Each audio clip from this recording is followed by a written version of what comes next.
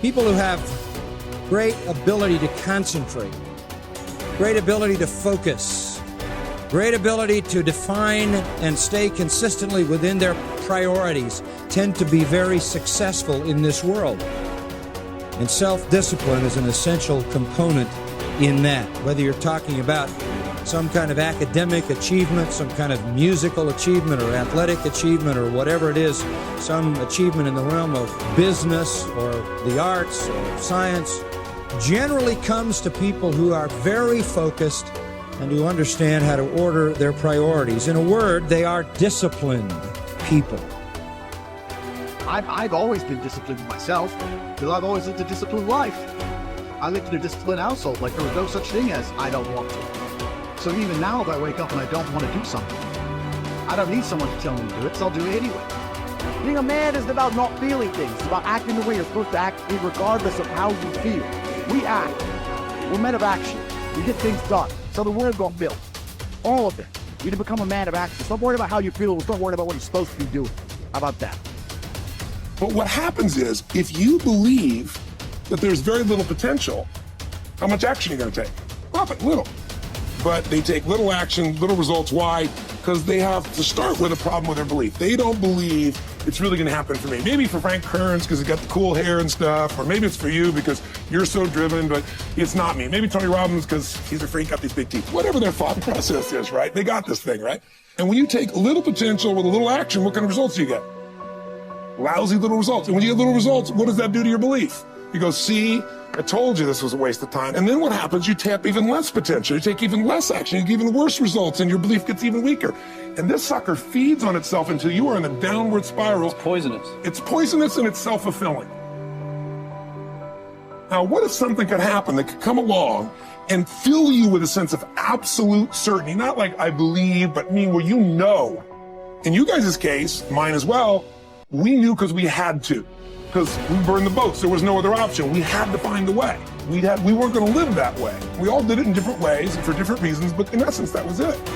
If you get yourself in a state of certainty that this is going to work, I'm going to find a way, and if this doesn't work, I will make the way, then you tap a lot more potential. And when you're certain in your potential, you take massive action. When you take massive action, you really believe in something, you get great results. When you get great results, your brain goes, see, I told you I was a stud. I told you this thing would work out. Now you're even stronger. You tap more potential, take greater action, greater results. That's how you went from $300 in a week to $2,500 in 5 days to $100,000 in a month to $1 million in a day. Same thing with you. And we get momentum. That's why the rich get richer and the poor get poorer. If you just make a decision, it can be sometimes the day that starts you on a brand new journey. Sometimes when you look back on it, the day that you decided was just about as exciting as the day when you finally accomplished the project. That when you finally made the decision, you finally, got through whatever barriers kept you from making that decision, and finally you made a decision. Now, some decisions are incidental and some are small, and some, are part of a working day.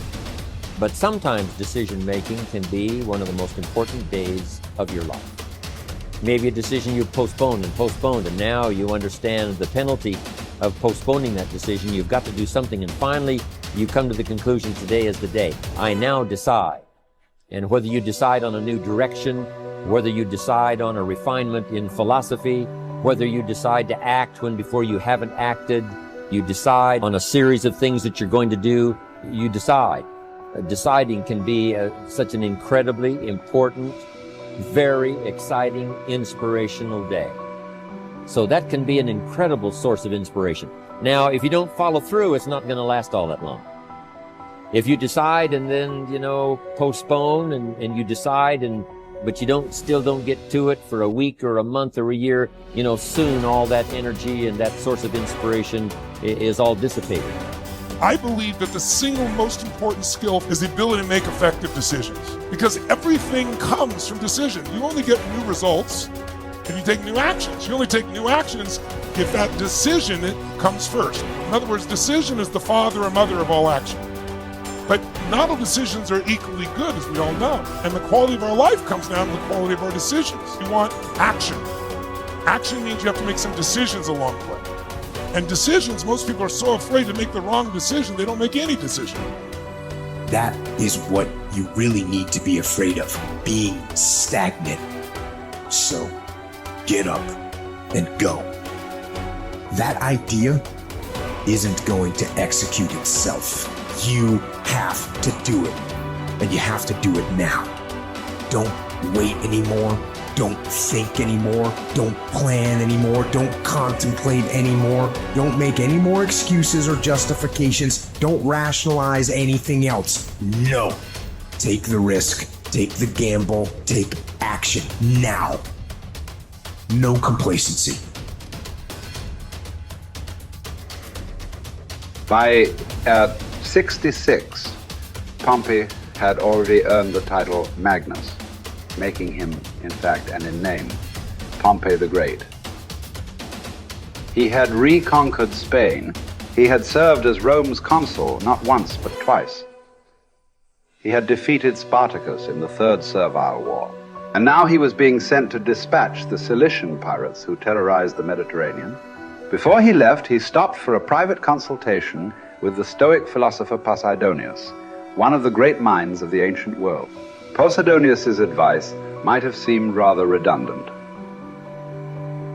Be the best and always superior to others, he had told the ambitious general, quoting a line from the Odyssey. But Posidonius wasn't talking about achieving more victories over the enemy. He was talking about conquering the self, not honors, but being honorable. Plutarch tells us about a far less famous general and statesman in Greece, many generations before Pompey. Despite his brilliance on and off the battlefield, Epaminondas was appointed to an insulting minor office in Thebes. In fact, it was because of his brilliance that he was put in charge of the city's sewers.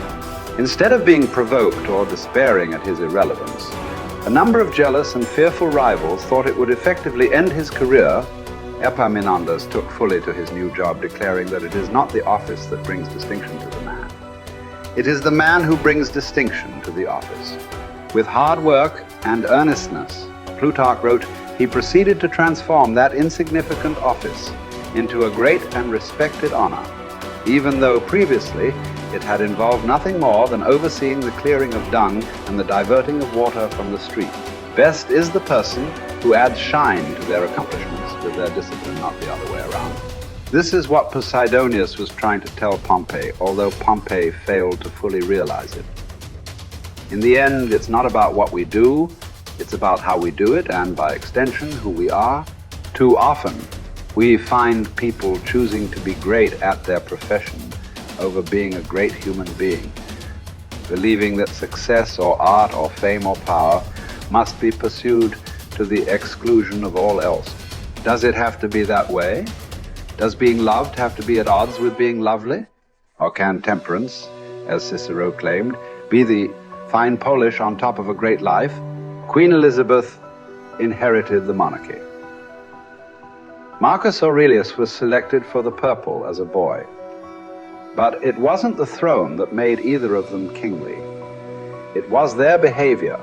They were what the ancients called first citizens, for their character as much as their rank. As Marcus said, his aim was never to be the most powerful king, never to conquer the most territory, or build the most beautiful buildings. Instead, he was after perfection of character, to live your last day, every day, without frenzy or sloth or pretend. It just happens that wonderful external accomplishments, like those achieved by Elizabeth and Marcus, can come out of internal endeavor. They are not the goal, they are the byproduct. Conquering the world is almost easy after we have fully conquered ourselves. Certainly fewer people have done the latter than the former. This is what you find when you study the true masters of any profession. They don't care much about winning, about money, about fame, about most of the things that have come their way as a result of their success. Their journey has always been towards something bigger. They aren't running a race against the competition. They are in a battle with themselves.